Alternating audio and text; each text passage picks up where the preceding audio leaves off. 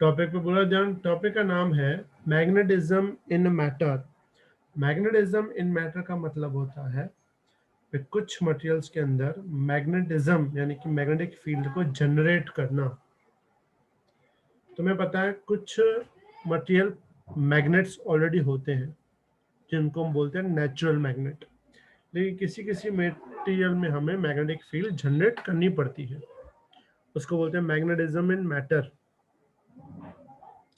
जैसे समझो कि कोई आयरन की रॉड है, कोई भी किसकी रॉड है, आयरन। आयरन मतलब पता है लोखंड। आयरन की रॉड है और उस आयरन की रॉड में हमें मैग्नेटिक फील्ड जनरेट करनी है। तो आयरन की रॉड में हम लोग मैग्नेटिक फील्ड कैसे जनरेट करेंगे? हम आयरन की रॉड के ऊपर वायर को वाउंड कर देंगे बहुत सारे टर्न्स। किसको वाउंड कर देंगे? वायर को वाउंड करेंगे बहुत सारे टर्न्स। एक हाँ है ना बेटा। तो मैंने बोला आयरन की रॉड में अगर हम सोलेनॉइड की तरह उसके ऊपर टर्न्स डाल दें, बहुत सारे टर्न्स, मतलब आयरन की रॉड समझो मैं ऐसे ले रही है, आयरन की एक रॉड है,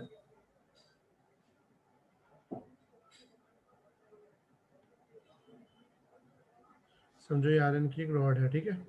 और उसके ऊपर समझो हम लोग वायर्स कैसे टर्न डाल रहे हैं,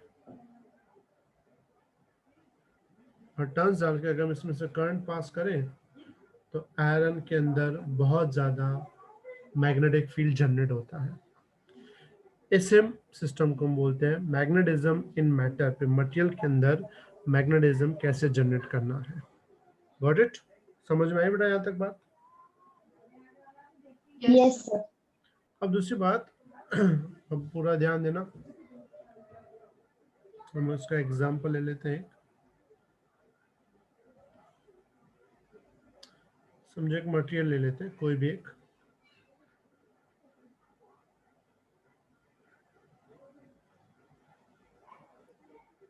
इस पूरे मटेरियल को हम बाहर से, मतलब मटेरियल पूरा, पहले तो हम सोलेनॉइड लेते थे ना तो ये हॉलो होता था। अब हम हॉलो सिस्टम नहीं ले रहे, हम एक क्या ले रहे हैं, सॉलिड मटेरियल ले रहे हैं। और सॉलिड मटेरियल के ऊपर हम लोग वायर्स को ऐसे वाउंड कर रहे हैं। तो वायर्स को वाउंड करने से अंदर जो मैग्नेटिक फील्ड जनरेट होती है उसको हम बोलते हैं मैग्नेटिज्म इन मैटर। अब क्वेश्चन ये है कि मटेरियल के अंदर मैग्नेटिज्म जनरेट क्यों होती है, रीजन क्या है, और सारे मटेरियल्स में क्यों नहीं होती? तुम्हें पता है आयरन के पास अगर मैग्नेटिक फील्ड ले जाए, यानी कोई मैग्नेट ले जाओ, तो तुम्हें पता है आयरन मैग्नेट की तरफ अट्रैक्ट हो जाता है। नोटिस किया ये चीज? हाँ सर। इसकी जगह अगर मैं मैग्नेट को किसी और चीज जैसे वुड की तरफ ले जाऊं, प्लास्टिक की तरफ ले जाऊं, क्या वो अट्रैक्ट होते हैं? No sir. सिर्फ आयरन क्यों अट्रैक्ट होता है? तो नॉर्मली क्या होता है, हमने इससे पहले वाले चैप्टर में पढ़ा था मैग्नेटिक मोमेंट ऑफ इलेक्ट्रॉन, याद है भाई? जब इलेक्ट्रॉन किसी भी एटम के आसपास घूमता है वो अपनी एक मैग्नेटिक मोमेंट जनरेट करता है जिसको हम बोलते हैं EV/2। क्या बोलते हैं? EV/2। याद है सबको? हाँ सर। जब E मतलब इलेक्ट्रॉन का चार्ज, V मतलब वेलोसिटी, R मतलब रेडियस। तो एक इलेक्ट्रॉन क्या जनरेट करता है? मैग्नेटिक मोमेंट, ठीक है। अब नॉर्मल कोई भी मटेरियल हो, जैसे समझो ये पूरा मटेरियल है, तो उसके अंदर जो इलेक्ट्रॉन्स होते हैं ना, वो इलेक्ट्रॉन पे समझो एक इलेक्ट्रॉन का ऐसा रोटेशन है, तो किसी और इलेक्ट्रॉन का कोई और टाइप का रोटेशन होगा। सारे जो इलेक्ट्रॉन का रोटेशन होगा वो पूरा का पूरा रैंडम होगा। रैंडम मतलब अपनी अपनी डायरेक्शन का, कोई राइट, कोई लेफ्ट, कोई ऐसे, कोई ऊपर। तो इनकी टोटल मैग्नेटिक मोमेंट क्या हो जाती है? जीरो। लेकिन जब हम इसके ऊपर करंट डालते हैं ना, ये जैसे हमने करंट डाला, तो जब इसके ऊपर हम करंट डालते हैं ना, तो करंट डालने के बाद सिचुएशन क्या बन जाती है? करंट डालने के सारे में, सारे के सारे ना एक ही डायरेक्शन में अरेंज हो जाते हैं। तो सबकी मोमेंट जो है वो एक ही डायरेक्शन में आ जाएगी। इसकी वजह से वो सब मिलके, मीनिंग ऐसा कि हम ऐसा बोल सकते हैं कि उन सब की वजह से हम ऐसा इमेजिन कर सकते हैं कि वो लोग, मतलब सारे जो भी एटम्स हैं, वो एक करंट जनरेट कर रहे हैं जिसकी डायरेक्शन ऐसी है। ऐसे करंट को हम बोलते हैं बाउंड करंट। कौन सा करंट? Bound current, IB। और जो हमने बाहर वाला करंट दिया था, क्योंकि ये अंदर जनरेट क्यों हुआ, बाहर हमने करंट दिया तो ही जनरेट होगा, बाहर वाले करंट को बोलते हैं FF का मतलब होता है फ्री करंट। फ्री मतलब जो हम बाहर से दे रहे हैं, और जो अंदर जनरेट होगा वो होता है बाउंड करंट। समझ में आई बेटा बात? क्लियर? यस तो सर। मतलब, और दूसरा क्या होता है, जैसे हम बात करें वुड की, प्लास्टिक की, तो वुड और प्लास्टिक में क्या होता है, इलेक्ट्रॉन फ्री नहीं होते, दे ऑल आर बाउंडेड। ये कौन से इलेक्ट्रॉन है? Outermost orbit. तुम्हें पता है आयरन में फ्री इलेक्ट्रॉन होते हैं, Fe+2 होता है, ठीक है। तो उसमें ऐसा पॉसिबल है, आयरन में या फिर सॉरी प्लास्टिक में, वुड में ऐसे इलेक्ट्रॉन नहीं होते, इसलिए वो अट्रैक्ट होते नहीं है। समझ में आई बेटा बात? तो हम हाँ सर। यहाँ पे ये रिलेशन देखना है कि जब हम बाहर से कोई भी करंट देते हैं, उसकी वजह से जो अंदर जनरेट होता है, तो अंदर वाला करंट कितना जनरेट होता है और वो किस चीज पर डिपेंड करता है। समझ में आ गया बेटा बात? Clear everyone? यस। ठीक है, चलो अब इसको हम आई बोलते हैं। ये आई, आई का मतलब होता है IF। IF का मतलब फ्री करंट है, ठीक है, पूरा ध्यान। Consider a coil is wounded on a material, on a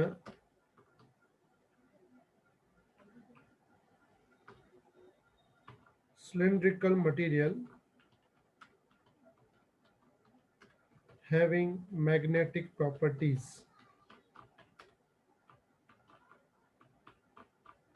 ठीक है। The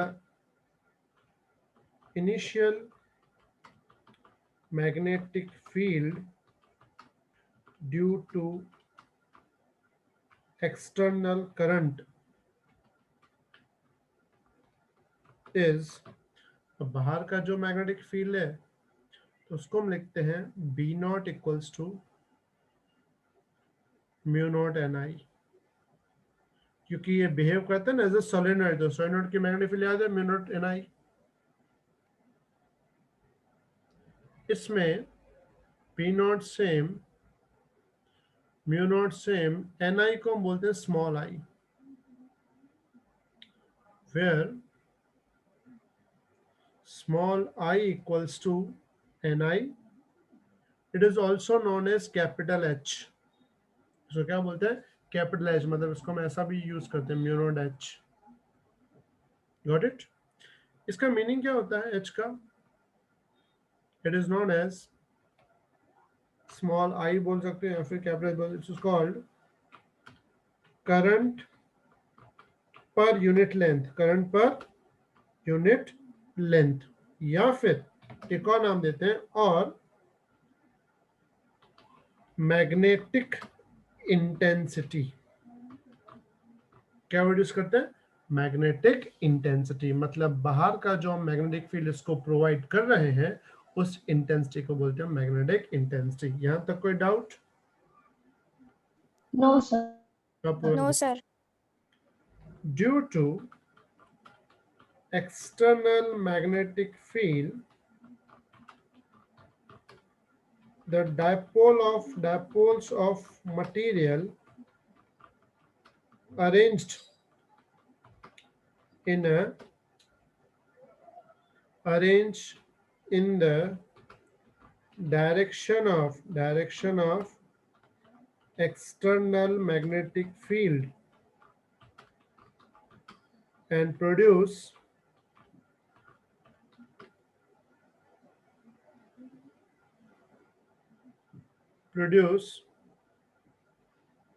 magnetic field inside the material, which is IB। IB मतलब bounded current.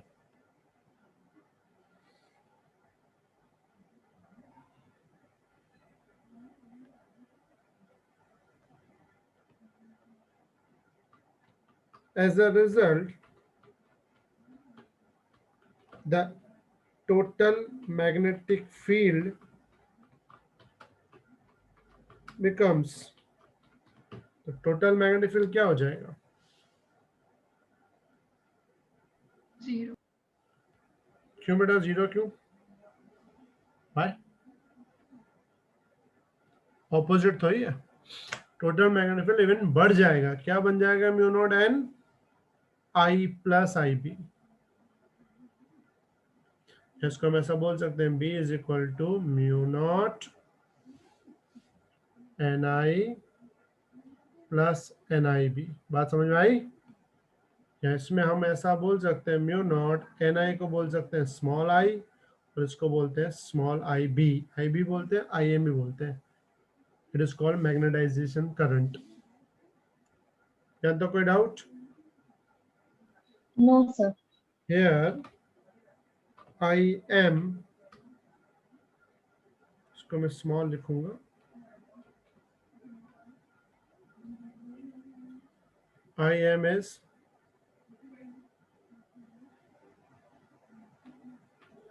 Extra magnetising current. कौन सा करंट है? Extra magnetising current. समझ में आई बात?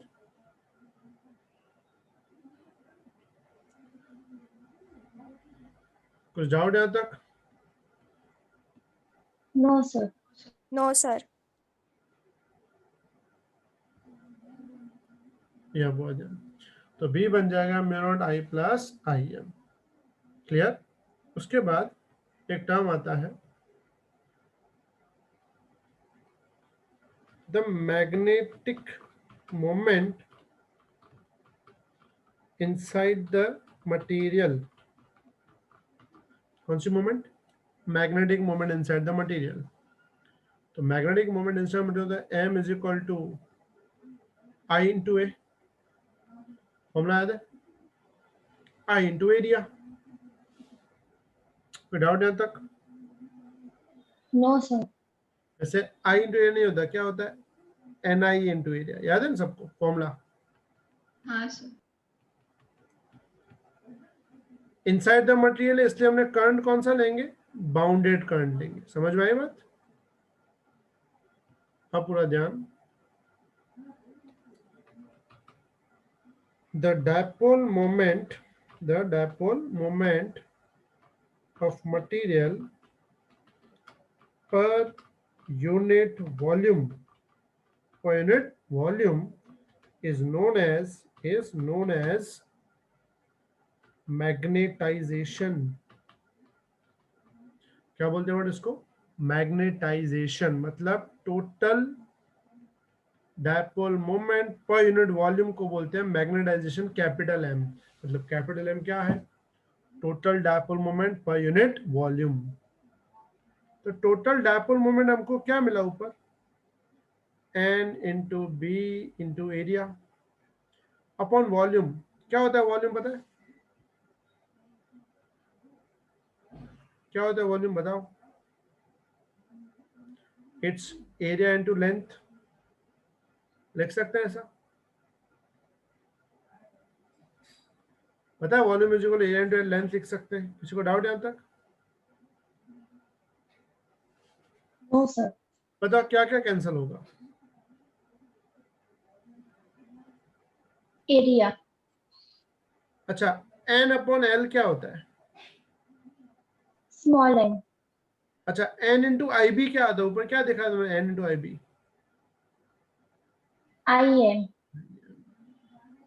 समझ में आई बात? मतलब मैग्नेटाइजेशन ही एक्स्ट्रा मैग्नेटाइजिंग करंट है। अच्छा, ये बताओ, हमने बाहर से कौन सा करंट दिया था? आई।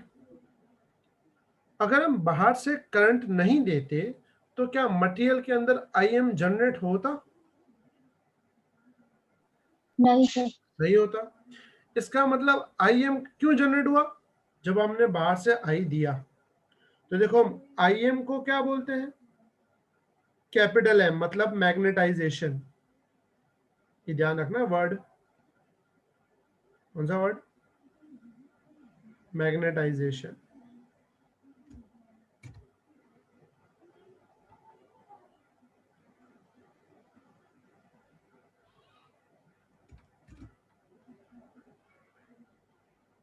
इसको मैं अलग कलर कर देता हूँ। ये वर्ड याद है कौन सा? मैग्नेटाइजेशन। ये कौन सा मैग्नेटाइजेशन है? जो मटेरियल में जनरेट हुआ। अच्छा, आई कौन सा करंट है? जो हमने बाहर से दिया, और बाहर से देने वाले करंट को हम लोग क्या बोलते हैं? ये है कौन? Magnetic intensity.